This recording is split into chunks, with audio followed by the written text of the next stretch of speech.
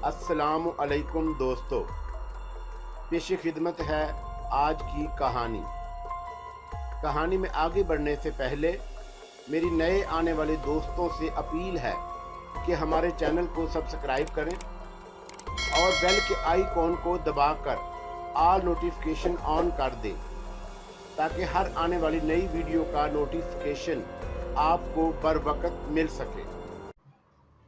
राव सिकंदर यार खान और राजदेव चौहान की जोड़ी किसी ज़माने में बंदील खंड के नवाह में बेशुमार कहानियों की हामिल थी।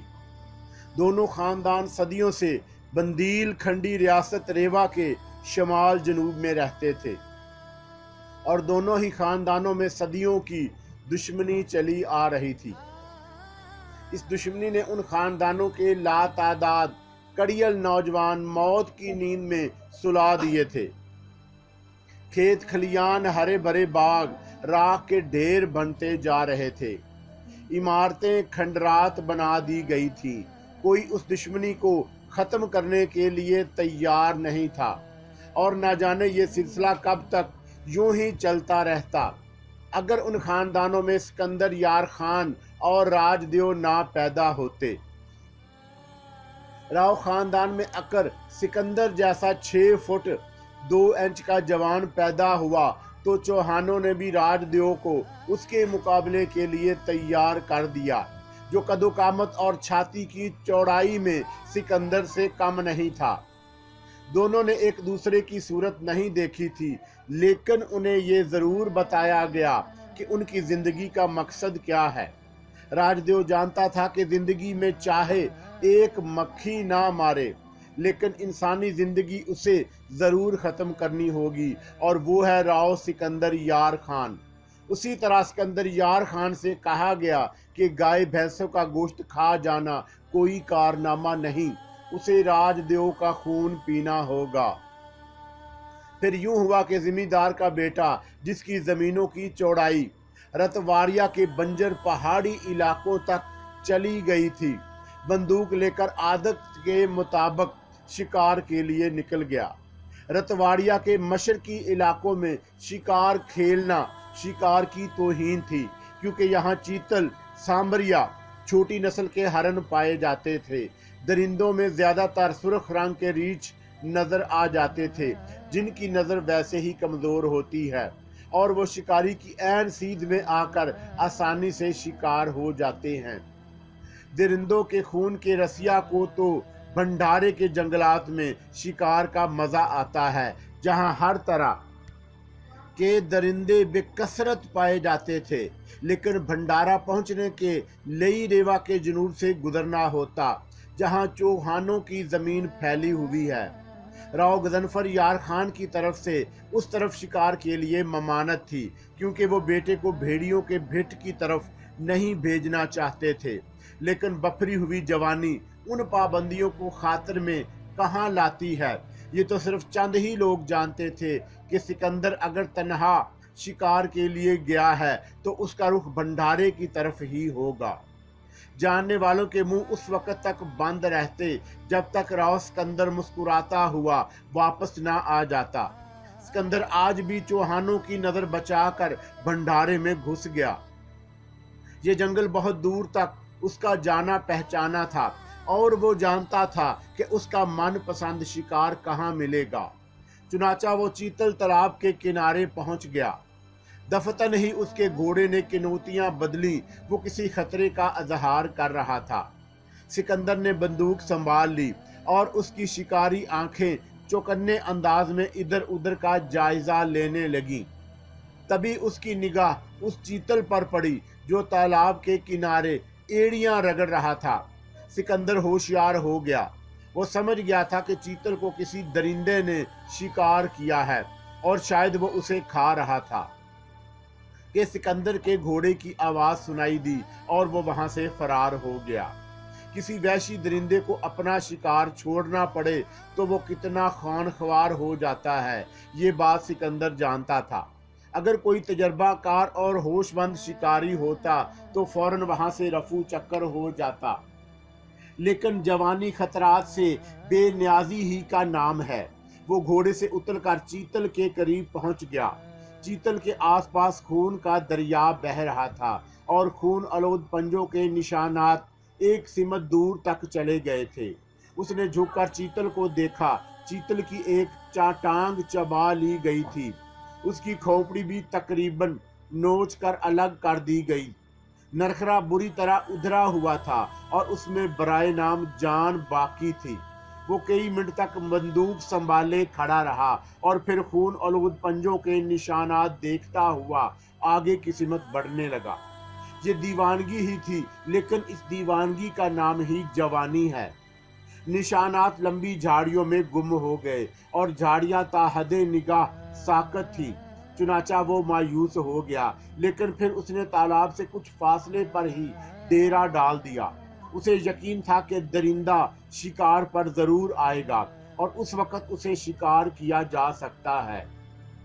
वो इंतजार करता रहा। वक्त गुजरता जा रहा था और रफ्ता रफ्ता शाम होती जा रही थी। गो अभी अंधेरा दूर था, लेकिन दरख्तों के दरमियान वैसे ही सूरज की रोशनी कम होती है। घोड़े के नथनों से खर की आवाज निकली। यूं भी वो खौफजदा नजर आ रहा था, जिसका मतलब यह था कि उसे दरिंदगी की बू आ रही है। फिर सिकंदर ने उसे देख लिया। वो इंतहाई कद आवर चीता था। उसकी आंखों में इंतहाई तेज चमक थी और उसकी दुम तेजी से हिल रही थी। चाल में भी चौकन्नापन था। मुमकिन है उसके हिसास कानों ने घोड़े की खड़खड़ाहट सुन ली हो। जंगल में हैबतनाक सन्नाटा छाया हुआ था। परिंदे तक खामोश थे। सिकंदर ने राइफल संभाली। फासला बहुत कम था और उसे खतरा था कि चीता उसे देख ना ले। वो बस एक ही लम्हे में फायर करना ही चाहता था कि दफ्तन पास के किसी दरख्त से उल्लू की बेहानक चीख सुनाई दी। आवाज कुछ ऐसी हौलनाक थी कि सिकंदर के साथ चीता भी उछल पड़ा। लेकिन सिकंदर का उछलना बेहतर ना हुआ। उसकी उंगली ट्राइगर पर दब गई। फायर के जबरदस्त धमाके से सन्नाटा चीख पड़ा। उसके साथ ही चीते के मुंह से हैबतनाक गुराहट बुलंद हुई। वो फिजा में कई फुट ऊंचा उछला और दूसरे ही लम्हे खुश्क पत्तों पर उसकी दौड़ने की आवाज सुनाई दी। सिकंदर दीवानगी के आलम में उसके पीछे दौड़ पड़ा।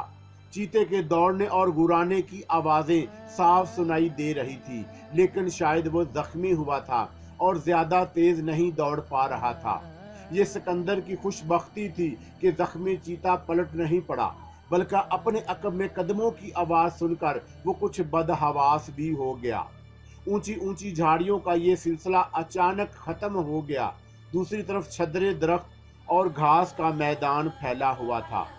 सिकंदर ने चीते को देख लिया, लेकिन उसके साथ ही उसने कुछ और भी देखा। वो भी एक कद आवर जवान था और शायद फायर की आवाज ने उसे चौकन्ना कर दिया, लेकिन वो सिमत का अंदाजा नहीं लगा सका और बेखबरी के अंदाज में इधर उधर देख रहा था कि अचानक उससे सिर्फ चंद गज के फासले पर चीता नमूदार हुआ। कद आवर जवानी कोई फैसला भी नहीं कर पाया था कि चीते ने उसे देखकर गुराते हुए एक लंबी जरकंद लगाई। उसका निशाना कद आवर जवान ही था, लेकिन सिकंदर ने उस वक्त कमाल ही किया। उसने फिजा में ही चीते का निशाना लगाया और ट्राइगर दबा दिया। गोली चीते की पेशानी उड़ा दी गई और वो नीचे गिरकर फौरन ही मर गया। कद आवर जवान को शायद मौत ही नजर आ गई थी और वह साकत हो गया, लेकिन फायर की आवाज और फिर मुर्दा चीता देखकर वो चौंका और फिर उसने झाड़ियों में फरिश्ते को देख लिया। एन उसी वक्त दूसरी तरफ से बहुत से लोग चीखते चिल्लाते दौड़ पड़े और उन्हें देखकर सिकंदर झाड़ियों ही में हवा हो गया। उसे खदशा हुआ कि अब उसका राज खुल जाएगा और उसके बाद उसकी गोशमाली होगी या कोई और किस्सा खड़ा हो जाएगा। चुनाचा लंबा फासला तय करके वो घोड़े के पास पहुंचा और फिर घोड़े की रस्सी खोलकर उसे दौड़ा दिया। वो भंडारे में देखे जाने का खतरा मूल नहीं ले सकता था। इधर तो ये हुआ, उधर कद आवर जवान उस तजस्सुस का शिकार हो गया कि वो कौन था जिसने उस वक्त उसे नई जिंदगी अता की।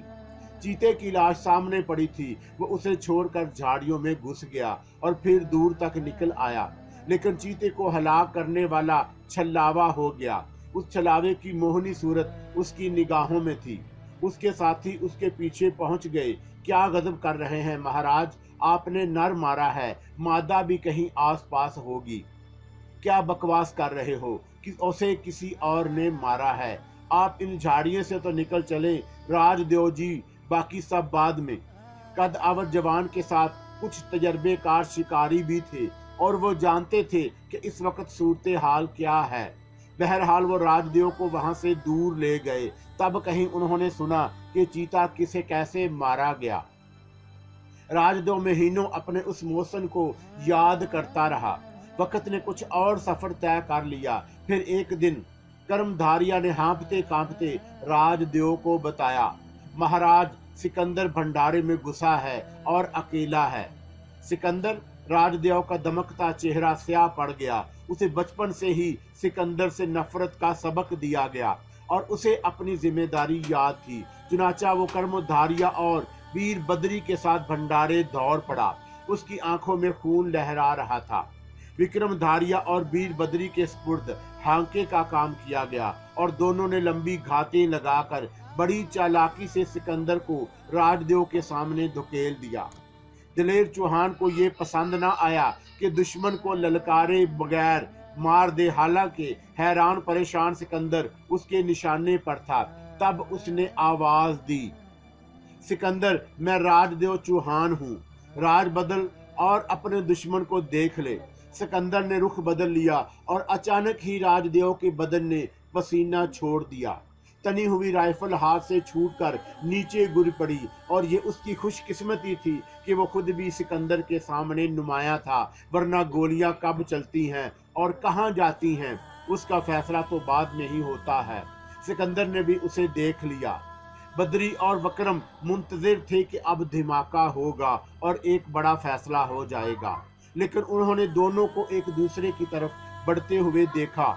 तुम सिकंदर हो? राजदेव के मुंह से निकला। और तुमने अभी बताया कि तुम राजदेव हो? राव मुस्कुराकर बोला, हाँ, हम दोनों एक दूसरे के दुश्मन हैं। राजदेव ने कहा, मगर तुमने दुश्मनी नहीं निभाई। दुश्मनी नहीं निभाई मगर दोस्ती निभाऊंगा, हाथ मिलाओगे? राजदेव ने हाथ बढ़ाते हुए कहा और दो शेरों के मजबूत पंजे एक दूसरे से मिल गए। मुझे पहचान लिया तुमने? राजदेव बोला, हाँ, मगर जाना आज है। आओ, भंडारे में आए हो तो मेरे घर चलो। राजदेव ने कहा कि जिस एतमाद से ये पेशकश की गई थी उसे एतमाद से ही कबूल भी कर ली गई। फिर ये जोड़ी घोड़ों पर सवार बस्ती में दाखिल हुई तो नजरें झुक गई, लेकिन जयदेव चौहान की आंखों में खून उतर आया। राव गजनफर का बेटा हमारी बस्ती में आया है। ये वही है पिताजी जिसने उस दिन चीतर के वार से मुझे बचाया था। मेरी गोली उस पर ना चल सकी तो इसे आपके हाथों। उसकी बड़ी बड़ी खूनी आंखें सिकंदर पर जम गईं और फिर वह मुस्तहिल लहजे में बोला, मेहमान को इज्जत से अंदर ले जाओ। फिर जब फलों के टोकरे, मठियाई और देगर सौगातें लेकर जयदेव अपने बेटे और दुश्मन के बेटे के पास चला तो उसकी धर्म पत्नी ने कहा, दुश्मन की खचार में जा रहे हो, क्या ये अच्छा होगा? हम ही चौहान नहीं जानकी, वो भी मुसलमान है। जयदेव चौहान की आमद की खबर कहाँ छुपी रह सकती थी। राव गजनफर आग बगोला होकर बाहर निकल आया और ये सब कुछ देखकर हैरान रह गया। समय रीत बदलने पर तुल गया है राव जी, ये दो दुश्मन तो दोस्त बन गए। हमें क्या करना चाहिए? क्या चाहते हैं वो चौहान? ये सब कुछ तुम्हारी कदमों में रखकर दोस्ती की भीख मांगना चाहता हूँ। इन दोनों के जीवन की भीख मांगना चाहता हूँ। दोगे ये भीख मुझे? मुझे अपनी तरफ से ये दुश्मनी खत्म करना होता। मेरा और मेरे बेटे का सीना तुम्हारी गोलियों के लिए खुला है। राव गजनफर मुसलमान है जयदेव, उसने तुम्हारी बड़ाई मान ली है। तुम बड़े हो, हमारे मजहब में बड़ा वो होता है जो इंसानियत के नाम पर झुक जाए। तुमने हम पर फतेह हासिल कर ली है, जीत तुम्हारी हुई और हम हार गए। हम इतना बड़ा काम ना कर सके। तब शमाल और जनूब मिल गए और एक नया दौर शुरू हो गया। राजदेव और सिकंदर की जोड़ी बड़ी मशहूर हुई। दोनों के शौक एक जैसे थे, दोनों के मजाज एक जैसे थे। चुनाचा जंगलों पर तबाही आ गई। लातादाद खूनी दरिंदे हलाक हो गए थे। राजदेव नो वारदात का दीवाना था और सिकंदर महम जोई का। हिंदुस्तान भर के जंगल जान मारे गए, बड़ी बड़ी नायाब चीजें हासिल की गईं। वारदात राजदेव की मलकियत होते और जानवरों की खालें सिकंदर की। आसपास के इलाकों पर भी धावे बोले जाने लगे। फिर जयदेव ने राजदेव की सगाई कर दी और उससे कहा कि अब आवारागर्दी छोड़कर अपनी जमीनें संभाल ले। ये मुश्किल काम था लेकिन करना पड़ा, पिता का हुक्म था। सगाई हुई तो फिर शादी भी करनी पड़ी। इस तजर्बे से रोशनास होकर राजदेव ने सिकंदर से कहा कि वो भी शादी कर ले। इस तजर्बे से रोशनास होकर राजदेव ने सिकंदर से कहा कि वो भी शादी कर ले। दोस्त का राह रद्द करने का तभी क्या सवाल था। सिकंदर की भी शादी हो गई और हालात किसी कदर बदलने लगे। राव गजनफर बीमार हो गया और कुछ ऐसा बीमार हुआ कि उसे इलाज के लिए दिल्ली ले जाना पड़ा। वहां की आबो हवा गजनफर को रास आ गई और उसने रेवा से मुंतकिल होकर दिल्ली में सकूनत इख्तियार कर ली। रेवा की जमीनें फरोख्त कर दी गईं और दिल्ली में कारोबार का आगाज हो गया। बाप के साथ राव सिकंदर भी दिल्ली चला गया। अब तो बीवी साथ थी। राजदेव को सिकंदर के बिछड़ जाने का बहुत अफसोस हुआ, लेकिन वक्त के साथ साथ हालात बदलते ही हैं और बदलते हुए हालात को कबूल करना पड़ा। हाँ, जब भी दोस्तों को मौका मिलता मिल बैठते और ये मिल बैठना यूं ही ना होता, कोई प्रोग्राम बन ही जाता और दोनों कहीं दूर निकल जाते और उसके बाद भूल जाते कि उनकी जिंदगी का कोई और मकसद भी है। इन मुहिम्मात के दौरान बारहा खतरनाक हालात भी पेश आए। मौत अगर जिंदगी के साथ साथ सफर ना करे तो जिंदगी से मोहब्बत का एहसास कभी ना हो। यही होता है और दोनों मौत की आंखों में आंखें डालकर मुस्कुराने में लुत्फ आता था। राजदेव खास दिलचस्पी कदीम और नादर अशिया थी तो सिकंदर वहशी दरिंदों के शिकार का रसिया था। दोनों एक दूसरे के शौक से दिलचस्पी रखते थे। उन दोनों वो 112 गोंडा के जंगलात में निकल आए, जिनकी पुरस्रार दास्तानें ऐसी मुहिम्मात के शो कबीलों के लिए बड़ी दिलकश थी। ये जंगलात चौंका इंतहाई दुश्वार गुजार थे। आम किस्म की महम जो इस तरफ आते हुए घबराते थे। कुछ इंतहा पसंदों ने उस तरफ का रुख भी किया तो इब्तदाई मुश्किलात से घबरा कर वापस लौट गए और गोंडा के जंगलात की दास्तानें महदूद थी। उन जंगलात का तज़किरा राजदेव ने उस वक्त किया जब सिकंदर वक्त निकाल कर राजदेव से मिलने रेवा पहुंचा। तुमने अपने आने की खबर नहीं दी सिकंदर, राजदेव ने सिकंदर को देखकर खुशी से बेकाबू होते हुए कहा। बहुत दिन से पर तोल रहा था, यूं ही मौका मिला भाग निकला। यूं लगता है जैसे तुम्हारी बात मानकर गलती कर बैठा हूँ। सिकंदर मुस्कुरा कर बोला। कौन सी बात? शादी वाली। ओह, सतूत भाभी तो देवी हैं, उसके बारे में किसी गलत बात पर यकीन नहीं कर सकता, राजदेव ने कहा। तमाम देवियां बीवी बनकर शोहरों के पैरों में बेड़ियां देखने की शौकीन होती हैं। हमारी बेगम भी जहेज में एक जंजीर साथ लाई हैं, जिसे वो हर कीमत पर हमारे पैरों में डाल देना चाहती हैं। सिकंदर ने गहरी सांस लेकर कहा और राजदेव मुस्कुराने लगा। और तुम इस जंजीर को देखकर परेशान हो गए? नहीं, परेशान तो नहीं हुआ, लेकिन पिछली बार सतूत ने बहुत दिन तक नाराजगी का अजहार किया था और उसे मनाने के लिए पूरा 1 माह नैनीताल में गुजारना पड़ा। महागुरु, उसका हल मौजूद है, बल्कि मुझे तो हैरत है कि तुमने ये हल क्यों ना तलाश किया। कैसा हल? सिकंदर ने पूछा। भाभी जी के पैरों में जवाबी जंजीर डाल दो। वो कैसी होती है? एक बच्चा हंसता मुस्कुराता, औरत के जीवन की सबसे बड़ी ख्वाहिश। बस ये तोहफा उसे दे दो, उसके बाद वो किसी और तोहफे की फरमाइश नहीं करेगी और ना ही हमारे कामों में दखल देगी। मैंने पार्वती से कहा कि कुछ दिन के लिए मैके चली जाओ। वो फौरन तैयार हो गई, हालांकि पहले मुझे 1 दिन के लिए छोड़ना पसंद नहीं करती थी। ओह, तो क्या? हाँ गुरु, अपने पास हर मुश्किल का हल मौजूद है, मान लो गुरु।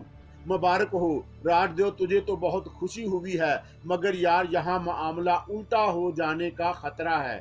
क्या मतलब? बीवी के पैरों की जंजीर अपने ही गले पड़ जाएगी। खूबसूरत बच्चे मेरी बड़ी कमजोरी हैं। अगर ऐसा हो गया तो मैं कहीं जकड़ ही ना कर रह जाऊं। गई भैंस पानी में तो फिर कुछ और ही सोचना पड़ेगा। वैसे क्या इरादा है? बहुत कुछ किया। अगर तुम ना आते तो मैं खुद तुम्हें बुला भेजता। ये बताओ, तुमने सोबारा गोंडा के बारे में कुछ का सुना है? रवायात का जंगल जिसकी पूरी तफसील आज तक नहीं मालूम हो सकी। सिकंदर ने कहा, उसकी वजह है। सिकंदर और राजदीव के कदम जो उस जंगल में नहीं दाखिल हुए। मैंने इस बारे में बहुत सी मालूमात जमा कर ली हैं। सिकंदर ने पूछा और जवाब में राजदेव ने उसे बहुत सी कहानियां सुना दी। उसने कहा कि दरवाए गोंडा के साथ की आबादियों में डाके बहुत पड़ते हैं। डाकू कश्तियों के जरिए दरिया में सफर करके आते हैं, किनारे किनारे की बस्तियों में लूट मार करते हैं और फिर कश्तियों में वापस जाकर गोंडा के जंगलात में जा छुपते हैं। पुलिस ने कई बार उधर की कोशिश की, घने जंगलों में ज्यादा दूर तक नहीं जा सकी। दरियाई रास्ते भी बेहद खतरनाक हैं। उसके अलावा अंदरूनी इलाकों में बहुत से जंगली कबीले आबाद हैं जिनके बारे में लातादाद कहानियां सुनी गई हैं। वो बैरूनी दुनिया के लोगों को पसंद नहीं करते। यही वजह है कि पुलिस वहां कोई बड़ी कार्रवाई नहीं कर सकी। हमें वहां जाना है। अफसोस ये है कि अब तक वहां क्यों नहीं गए। पिताजी को कानो कान खबर ना होने पाए, वरना थाने में बंद करा देंगे। इसमें तो हम माहिर हैं। भंडारा को अपने घर बना रखा था और किसी को कानो कान खबर ना हुई। सिकंदर ने हंस कर कहा। फिर खामोशी से खसूसी तैयारियां की गईं। रेल का तवील सफर तय किया गया, बसों का सफर तय हुआ और बल आखिर दोनों रतवंदा पहुंच गए। दरवाए गोंडा रतवंदा के गिर्द हंसली बनकर गुजरता था। रतवंदा इंतहाई पसमानदा होने के बावजूद कुदरती हुस्न से माला माल था। खुशनुमा मनाजर से आरास्ता सब्ज़ो शादाब आबादी जो ज्यादा से ज्यादा 400 मकानात पर मुश्तमल थी, आमदनी के जराए ना होने के बराबर थे। बस खेत बाड़ी पर ही गुजारा होता। जंगली फलों की बहताब थी और ऐसे ऐसे फल होते जो पूरे हिंदुस्तान में कहीं ना पाए जाते। हो सकता है उनमें कुछ फल लजीज भी हों, लेकिन रतवंदा वालों के पास उन्हें दूसरे शहरों में भेजने के वसाइल ना थे, इसलिए वो वहीं तक महदूद थे। अलबत्ता वो यहाँ के लोगों की गिजाई जरूरियात पूरी करते थे। यहाँ उन्हें सिरा तो मिला जो एक 20-22 साला नौजवान था। सुनहरी रंगत का मालिक इंतहाई तवाना गो पिस्ता कामत था, लेकिन बदन फौलाद का बना लगता था। उसने टूटे फूटे लहजे में कहा, ओम शरोन शर हमारा फादर अंग्रेज का शर्वंट। आप बोले आम का शर्वंट। हमारे साथ जंगल में चलोगे? ओश चलेगा। ओम शिकारी शकर डिशों डिशों। सिर्फ शिकारी हो या कुछ और काम भी जानते हो? आम कुक शर सब काम करेगा तो फिर तुम हमारे साथ चलेगा। शर्मीले जवान ने मुआवजे की कोई बात नहीं की, लेकिन उसके अहले खाना को चंद जोड़े कपड़े और थोड़ी सी करेंसी दी गई तो वो शादी मर्द किसी कैफियत का शिकार हो गए। उन्हें यकीन नहीं आया कि ये सब कुछ उन्हीं के लिए है। सिरा तो खामोशी से ये सब कुछ देखता रहा। वैसे भी कुदरती हसीन बस्ती में रहने वाले कुदरती हुस्न से माला माल थे, लेकिन दुनियावी तौर पर उनके पास कुछ नहीं था। लिबास की शक्ल में उनके बदन पर धज्जियां नजर आईं। नस्वानियत की दौलत से माला माल नौजवान लड़कियां अमूमन दरख्तों की छालों और चौड़े पत्तों के लिबास में मलबूस नजर आईं, लेकिन वो जेवरे हया से आरास्ता थीं और उनमें से किसी की आंख में बेबाकी नजर न आई। वो शर्मीली और नजरें झुकाकर चलने की आदी। उनके हवस की आंख उनको देखकर खुद ही शर्मिंदा हो जाए। चुनाचा सिरातू के साथ सोबार गोंडा के जंगलों का सफर शुरू हो गया और इसी सफर का आगाज ही दिल नशीन था। सुबह सूरज निकले उनके कदम उन जंगलात में दाखिल हुए और जून ही उन्होंने जंगल में कदम रखा, बारिश शुरू हो गई। सफर शुरू करने से कबल सिरातू को एक जोड़ा कपड़े दे दिए गए, जो मोटे कपड़े की एक पतलून और शर्ट पर मुश्तमिल था। वो दोनों कपड़े सिरातू के बदन पर ढीले और लंबे थे, लेकिन सिरातू उन्हें पहनकर सहरज़दा हो गया। उसने पतलून के पांचे उलटकर एक सतरी से कसकर बांध लिए। कमीज भी चौंका ढीली थी, इसीलिए उसे एक सतरी कमर बांधकर उसे भी फिट कर लिया गया। जूते और हैट रतवंदा मेड थे। सरातू इस हुलिये में बहुत मदका खेद लग रहा था, लेकिन उसके अंदाज से ऐसा लगता था जैसे वो इस वक्त खुद को उस अंग्रेज से कम ना समझ रहा हो जिसके पास उसका बाप का नौकर था। राजदेव ने कहा, काश हम अपने साथ बहुत सारे पुराने कपड़े ले आते, इन लोगों को किस कदर खुशी होती। क्या मालूम था, सिकंदर ने कहा। जंगल थोड़ी ही दूर चलकर घने हो गए, इसलिए यहाँ बारिश की शिद्दत का एहसास नहीं हुआ। लेकिन जब वो किसी ऐसी जगह पहुंचे जहाँ दरख्त छदरे होते तो यूं लगता जैसे आसमान के सोते खुल गए हों। पानी धारों की शक्ल में गिरता नजर आता। ये बारिश परेशान कुन हो सकती है, राजदेव ने कहा। क्यों, इलाके अजनबी हैं, कौन जाने आगे क्या हो, राजदेव बोला। आगे क्या है, यही देखने के लिए तो इन इलाकों में दाखिल हुए हैं, वरना इधर आने की क्या जरूरत थी, सिकंदर ने बेखौफी से कहा। और राजदेव खामोश हो गया। गहरे स्याह बादलों की वजह से दिन की रोशनी भी रात के अंधेरे में तब्दील हो गई, लेकिन ये अंधेरा इतना ना था कि बेनाई मुतासर होती।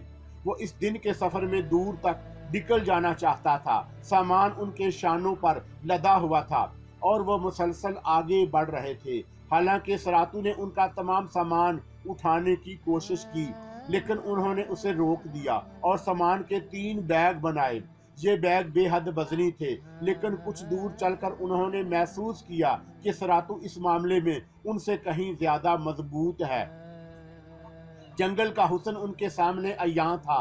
बारिश की वजह से जानवरों में अफरा तफरी फैली हुई थी और वो इधर उधर भागते फिर रहे थे। रास्ते में सिकंदर ने कहा, कोई फर्क महसूस कर रहे हो देव?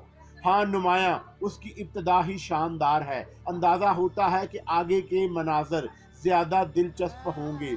याद है एक बार हम हिमालय की तराइयों के इलाके बंदरामासी गए थे।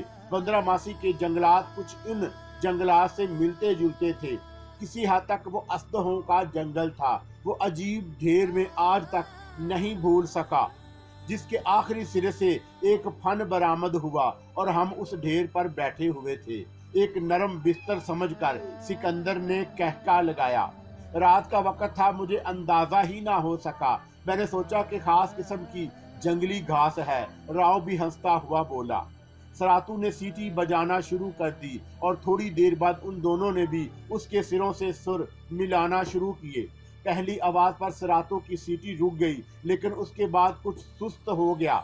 आसमान से घटाटूप अंधेरे उतरते रहे और जब घड़ियों ने शाम के 7 बजाए तो वो रुक गए। गोया क़याम का फैसला हो गया। दरख्तों के पत्तों से बारिश के कतरे छिन रहे थे, इसलिए आग जलाने का सवाल ही पैदा नहीं हुआ। अलबत्ता थर्मास में चाय मौजूद थी, जो बिल्कुल ताज़ा जैसी थी। उम्दा किस्म के ब्रेड रोल चाय के साथ लुत्फ देने लगे। खुराक भी कई मरहलों में तकसीम कर ली गई। इब्तदाई सफर में ऐसी चीजें जो घरेलू तौर पर तैयार की गई थी और कई दिन तक कार आमद रह सकती थी। उसके बाद खुश्क अशिया का दौर आता, फिर खुश्क किए हुए फल। अलबत्ता इस दौरान शिकार के गोश्त को फौकियत दी जाती और साथ लाई हुई खुराक महफूज रखी जाती। इब्तदा में राजदेव ने गोश्त से परहेज किया, लेकिन ये बहुत पुरानी बात थी। एक बार उसने इंतहाई भूख के आलम में आंखें बंद करके भुना हुआ गोश्त खाया था और थोड़ा सा खाने के बाद आंखें खोल ली। तेरी ऐसी की तासी सिकंदर, तूने पहले मुझे ये क्यों ना खिलाया? ये तो बहुत उम्दा है। तुम्हारे धर्म में ये नहीं खाते, इसलिए मैंने मजबूर नहीं किया। मगर यार, ये तो बहुत मजेदार है। तो फिर शुरू कर दो। शुरू कर दिया, अब तो यही चलेगा। पेट का दोजख भरा तो आराम की सूझी, राजदेव ने सरातू से कहा। सरातू, तुम रात को किस वक्त तक जाग सकते हो? शुमार नाइट जागेगा सर। आप लोग आराम से सो जाओ और कल सुबह क्या होगा